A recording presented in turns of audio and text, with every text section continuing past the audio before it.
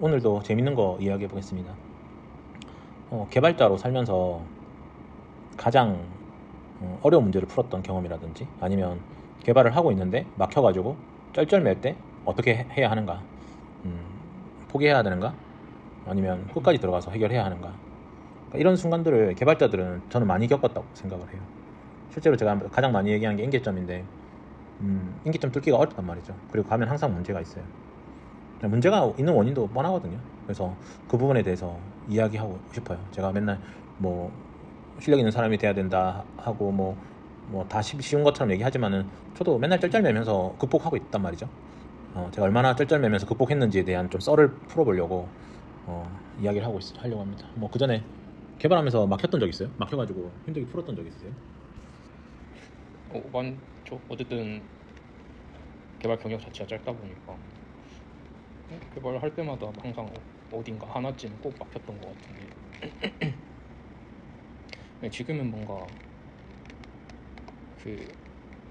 그렇게 막혔던 것들이 그냥 말 그대로 기술적으로 되게 어려운 수준이라기보다는 그냥 말 그대로 제가 몰랐던 부분들이 많았어가지고 그 부분들을 좀 파악하는 시간이 필요했던 것 같아요. 뭔가 막혔다기보다 그냥 아직 제가 지식적으로 몰랐던 부분들에 대해서 학습이 필요했던 과정이다. 약간 그 정도인 것 같아요. 그래서 뭔가 개발을 할 때 진짜 뭔가 어떤 부분에서 그러니까 이제 아이맵 같은 비슷한 솔루션을 만들 때 그때 사실 좀 한번 막히긴 했었거든요. 그러니까 어쨌든 동적으로 이제 컴포넌트들을 만들어주고 이제 마우스 클릭 이벤트만으로 그리고 뭐 드래그 앤 드랍으로 페이지를 좀 생성하고 그럴 수 있어야 되는데 그게 사실 쉬운 과제는 아니더라고요. 그래서 생각을 해봤는데 뭔가 이렇다 할 아이디어가 안 떠올라가지고 저는 되게 약간 이미 나와 있는 것들 되게 참고를 많이 했던 것 같아요. 약간 그 개발자 도구 열어놓고 뭐 아이맵 같은 건 어떤 식으로 이루어지는지, 그리고 모파블 같은 건 어떤 식으로 또 하는지 이것저것 막 만져보면서 코드 같은 거 확인해 가면서 그런 거 약간 나름대로 원리에 조금씩 가까워지려고 노력을 했던 것 같습니다. 그래가지고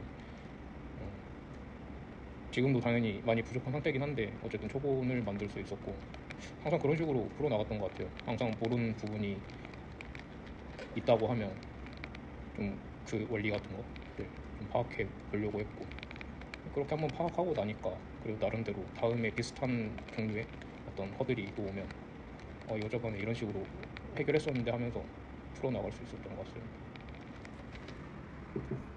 맞아요. 좋은 경험한 것 같아요. 그래서 처음부터 어려운 경험하는 게 좋긴 하거든요. 어려운 경험을 한 빈도만큼 실력이 있는다. 그러니까 어려운 경험을 안 하면은 좀 실력이 되게 어려워요.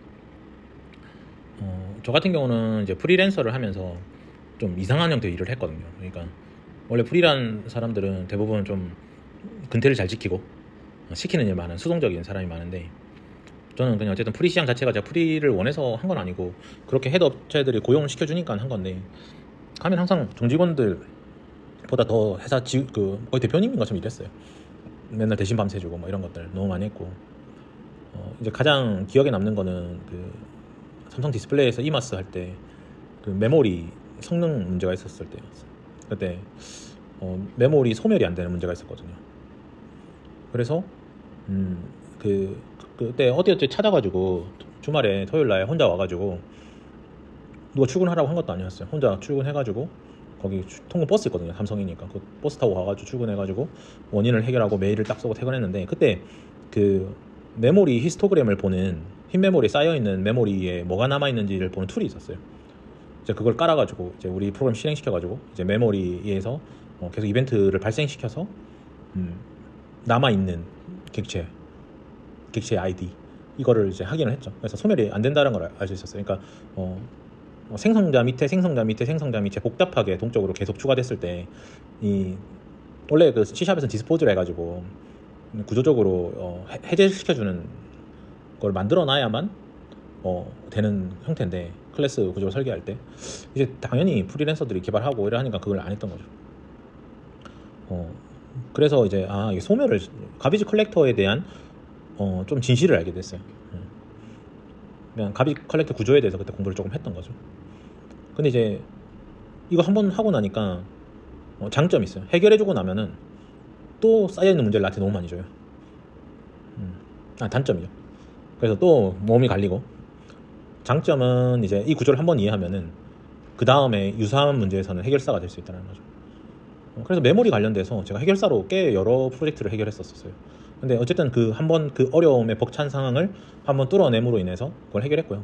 뭐 그때 뭐 버추얼 차트나 여러 가지 제가 그 동적인 차트도 만들면서 많은 기체를 다루기도 하고, 그때 빅데이터도 하면서 그냥 정말 로우한 레벨의 이제 그 DLL들 그런 거 막 객체들 다루고, 그리고 막 멀티 프로세스로 그냥 콘솔 프로그래머로 여러 개 막 프로그램 띄워가지고 거기서 맵 리듀스 방식으로 막 조인해가지고 데이터 처리하기도 하고, 뭐 그런 것들을 하면서 실력이 그때 좀 많이 늘었어요.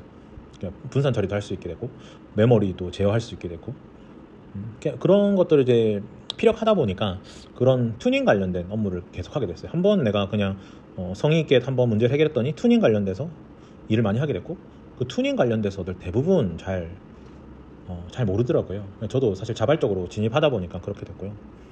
이제 또 두 번째, 이제 메모리에 대해서 잘하게 돼서 조금 이제 어깨에 뽕이 좀 들어갔었는데 그 당시 때는 이제 튜닝 같은 거 한다고 꽤 돈 벌다 보니까 두 번째는 이제 한국 시티은행에서 이제 해외 이제 글로벌 시티은행 그 프레임워크가 있었어요. 오디세이라는 그 앵귤러로 만들어졌고, 그 iOS 안드로이드를 제어하고 앱이거든요. 근데 그 다음에 이제 아파치 코르도바라는, 코르도바라고 부르는데 한국 분들은 R 발음 때문에, 그래서 그걸 중앙에서 제어하는 거를 갖고 있었어요. 근데 한국의 은행 앱들은 그런 구조가 아니거든요. 그냥 JSP 같은 걸로 그냥 웹뷰에다 띄워가지고 그냥 인터페이스 뚫어서 하는 구조라서, 그러니까 이런 프레임워크 자체를 싱글 페이지 어플리케이션 자체 소스 코드를 다 인베딩 해가지고 앱에다 올리고 이런 것들을 할 수 있는 사람들이 잘 없었죠. 그래서 시티은행에서 앵귤러 프로젝트 한다길래 그냥 저도 그때도 진짜 하기 싫었는데 그냥 팀원으로 들어갔다가, 그때 아키텍트 하시던 분이 이제 결국 도망가셨고, 도망갔다기보다는 저랑 역할을 바꿨죠. 제가 아키텍트를 해주면서 iOS랑 안드로이드 팀의 그 오디세이 엔진을 띄워줬어요. 근데 그때 아파치 코도바는 빼고 포스트 메시지로 제가 인터페이스 그냥 네이티브랑 뚫어드리면서 은행 앱을 성공시켰는데, 그 과정에도 막 제가 막 사기를 친다는 둥 온갖 뭐 이상한 얘기 많았었어요. 근데 결국 다 뚫어줬거든요. 근데 이때 그 경험한 경험이 나중에 KB 그 원챗봇 할 때, FCC 할 때 다른 업체들이 왜 못 뚫었냐면은 이 네이티브랑 웹뷰랑 이 통신하는 걸 모르는 거예요. 그 쿠키들도 있고 여러 가지가 있거든요. JSession ID도 있고 세션 관리도 해줘야 되고, 그다음에 그 세션 쿠키라는 것도 있고, 그 웹뷰 자체에서 여러 가지를 제어해줘야 돼요. 그리고 그 자바스크립트 같은 거에 대한 허용을 또 해줘야 되고, 옵션 값도 다 줘야 되고, 이제 그러다 보니까 이런 부분들에서 이기종 간에 통신하는 부분, 뭐 특히 모바일에서 이제 웹뷰랑 교신하는 부분, 이런 부분들을 다들 약하더라고요. 샘 사이트 문제라든지 그 보안 문제라든지 이런 것들이 이제 다들 잘 모르니까 저는 이제 한번 그 뚫었던 경험이 있잖아요. 그거 때문에 또 거기 가서 문제를 해결할 수 있었던 거예요. 또 문제를 해결하다 보니까 또 팀을 이끌게 돼가지고 FCC 챗봇까지 그때 제가 만들게 됐었는데, 처음에 어떤 어려운 문제를 뚫을 때는 참 벅차요. 사실은 너무 벅차고 이거 되겠나? 안 될 것 같은데, 이것도 괜히 받았다 뭐 이런 느낌 좀 들긴 하는데, 근데 결국 이것도 패턴이 반복되니까 뚫는 방법이 있더라고요. 항상 저 차원으로 가면 원리에 접근하면 됩니다. 그러니까 우리가 문제를 해결 못하는 거는 의존성을 많이 걸어서 그 라이브러리에 대한 속성값을 다 모르고 있기 때문에. 그러니까 이 작동 원리를 이해하면은 뚫을 수가 있는데, 대표적인 게 지금 제가 하고 있는 PDF 편집기예요. PDF 편집기는 사실은 편집하는 거는 거의, 편집기를 만드는 건 거의 불가능합니다. 이게 이진 바이너리 데이터로 압축되어 있어가지고 이거 렌더링 할 때만 어도비에서 만든 포맷을 따라서 렌더링 시키는 거기 때문에 이 편집기는 만들 수가 없어요. 그래서 편집기가, 상용 편집기가 다 비싼 거죠. 근데 저는 편집기를 만드는 프로젝트니까 뭐 오픈소스를 쓸 수도 없고 존재하지도 않고, 편집기 자체는 다 상용 라이브러리밖에 없단 말이에요. 그러면 이 상용 라이브러리를 가져와서 사용하게 되면은 제가 만드는 제품은 또 상용으로 쓸 수가 없게 되는 거죠. 그러면 또 배보다 배꼽이 더 커지고, 그럼 원천에 접근을 해야 되는 거죠. 그래서 저도 이번에도 이거 참 너무 빡세다. 여기다 AI까지 달아야 되고 AI 서빙도 들어가야 되는데 온 디바이스로도 들어가야 되고, 이거 너무 또 어려운 걸 받았다 이게 라는 생각을 또 많이 했었어요. 그래서 하면서 사실 이것만 하고 있는 게 아니고 제가 회사 경영도 하고 뭐 사무실 뭐 이전 준비도 하고 뭐 여러 가지 또 CTO 대행도 하고 막 수많은 일을 하면서 이거를 또 집중해서 하기가 쉽지가 않죠. 그럼에도 저는 왜 이거를 뚫어낼 수 있다고 생각했었냐면은 첫 번째로 이 컴퓨터 공학에 대해서 이해하고 있기 때문에. 왜냐면 결국은 시스템 랭귀지로 가기 위해서는 기계어로 가는 거는 결국은 이진수란 말이에요. 그러면은 문자열이나 이런 것들로 다 되어 있을 거라는 거예요. 결국 PDF 파일 포맷 자체도 특정한 형태 포맷이 다 있다라는 거죠. 그게 이제 특허가 풀려가지고 다 공부하기는 좀 빡세긴 한데, 그럼 이 메모리 단에서 이 이진 바이너리를 읽어와서 디코딩을 한 다음에 그 문자열의 특정 패턴을 찾아서 메모리 레벨에서 이거를 수정하면은 렌더링 할 때 변경된 내용이 들어갈 것이다 라는 가설을 세운 거죠. 가설이 맞긴 맞죠. 근데 어쨌든 컴퓨터 공학을 이해하고 있으니까 불가능한 건 없다라는 거예요. 근데 이렇게 낮은 레벨에서 무언가를 처리하기는 진짜 어렵습니다. 이거는 저도 이거 제가 제 경험에서 생각해낸 거지, 이렇게 그렇게 가이드 해주는 데도 없고, 전부 다 PDF 수정할 때 무슨 위에다가 오버레이로 뭘 흰색으로 덮어가지고 텍스트를 넣는 형태로 이렇게 많이 하고 있더라고요. 그렇게 되면 이게 진짜 편집이라 볼 수가 없거든요. 그리고 복잡한 벡터 데이터랑 이미지랑 텍스트랑 이런 거 다 스트림 형태로 다 중첩되어 있는데, 여기서 뭘 흰색 화이트로 딱 끄듯이 해가 볼펜으로 새로 지우듯이 하면은 이게 편집기라고 저는 생각이 안 들더라고요. 그러니까 그 정도로는 어쩌지 만들 수 있는데, 그래서 그러면 깊이 들어가서 결국은 이 메모리 레벨에서 이 데이터를 바꿔줘야 되는 거예요. 스트림 데이터 자체를 변형시켜줘야 되죠. 근데 너무 그 내용이 방대하니까 벅차죠. 그리고 이것만 수정한다 되는 게 아니라 편집기니까 여기서 뭐 에디터도 제공해줘야 돼요. 그냥 위즈 텍스트 같은 거 그 위에서 이제 웜홀 형태로 딱 떠가지고 하는 것도 제공해줘야 되고, 그 안에 수정도 돼야 되고, 그러면 계속 이 로우한 레벨 저차원 API PDF를 수정할 수 있는 저차원 API를 사용해서 계속 그 데이터 이진 바이너리 데이터를 저장해주고 다시 압축하고 뭐 이런 것들이 필요하게 되는 거죠. 그러니까 이런 작업이 있으니까 상업적인 라이브러들이 비싸다는 걸 알게 됐어요. 근데 어쨌든 저도 결국 뚫었죠.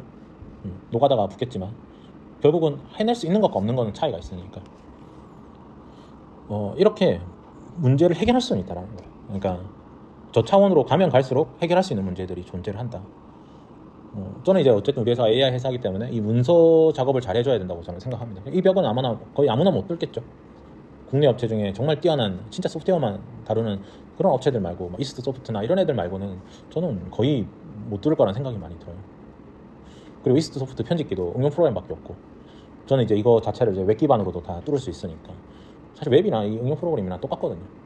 저차원적인 것만 메모리 상에서만 제어할 수 있다면은 굳이, 그리고 성능 같은 건 또 예전에 가상 메모리 관리하는 거랑 뭐 병렬 처리하는 거랑 분산 처리하는 것들도 과거에 쌓여 있고, 그리고 이제 편집기 같은 그 동적인 프로그램도 많이 했기 때문에 이제 이게 쌓이고 쌓여서 이것까지 가게 된 거죠. 물론 이번에도 이 벽을 뚫기는 쉽지 않았었어요.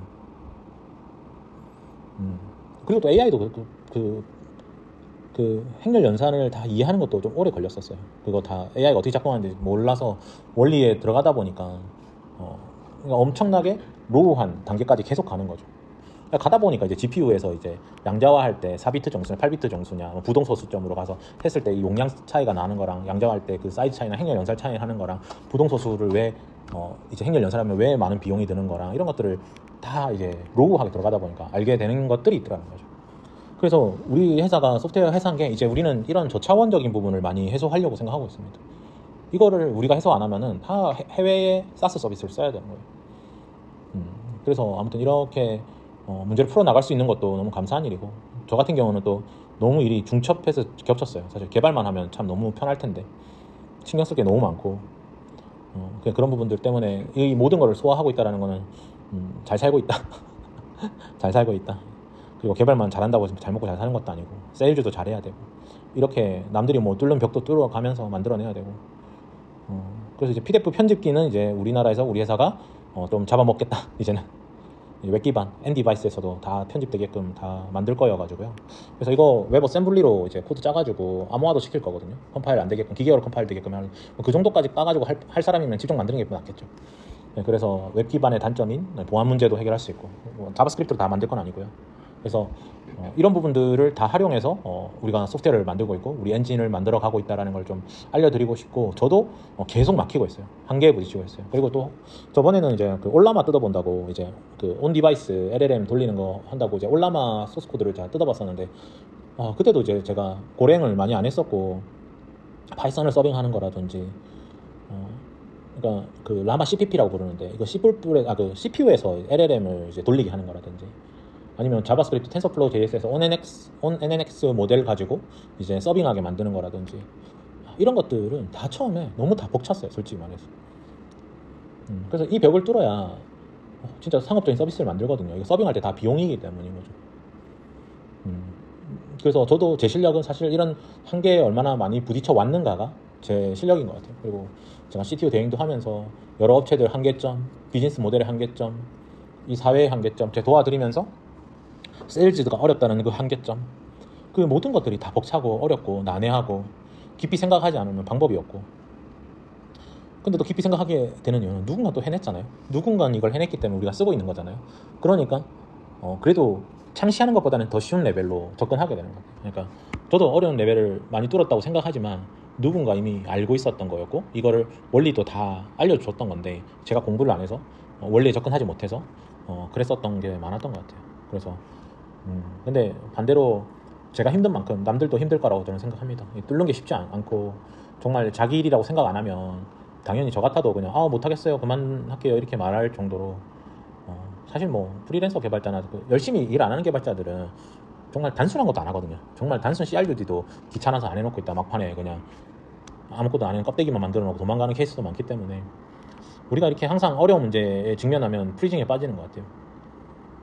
저도 사실 이거 바쁜 가운데 이것까지 하려고 하니까 프리징에 살짝 걸리려고 하더라고요. 그래도 이제 빨리 눈치채고 빨리 더 저차원적인 걸 빨리 접근해서 노가다를 빨리 뛰는 거죠.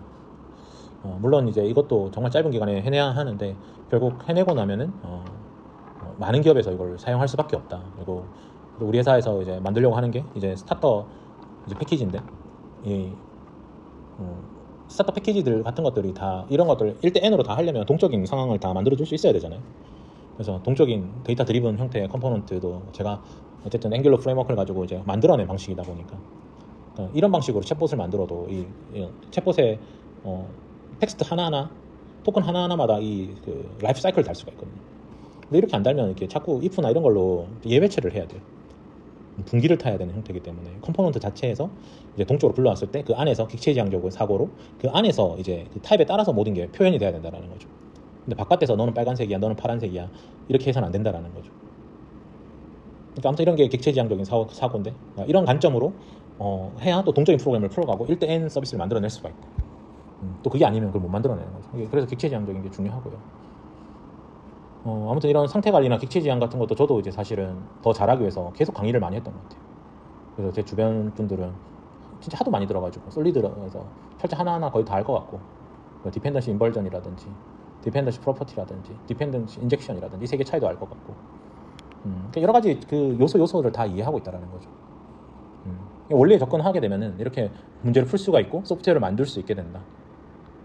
결국 한계에 부딪혔다고 도망가기보다는 좀 더 쉽게 만들어서 계속 저차원적인 원리를 상상해보고 공부해보고 어떻게든 뚫어내면은 그 다음에 이루어지는 보상들이 아주 크더라는 거죠.